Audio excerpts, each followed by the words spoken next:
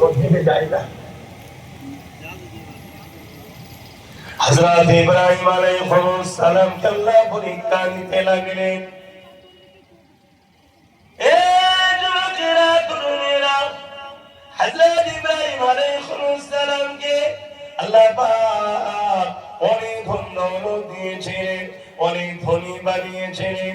তৎকালীন সময়তে গৃহপালিত পশু লালন পালন যারা করে, এই সামনে দিকে দেখছো তোমরা,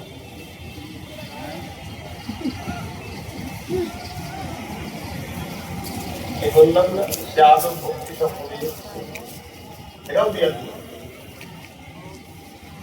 এখানে আমি আমার আপনার কথা বলতে আসিনি, এখানে কোরআন হাদিস আল্লাহর পিয়ারাদের কথা হবে। যার না পরিমাণ বিয়াদবি করলেও ইমান চলে যেতে পারে।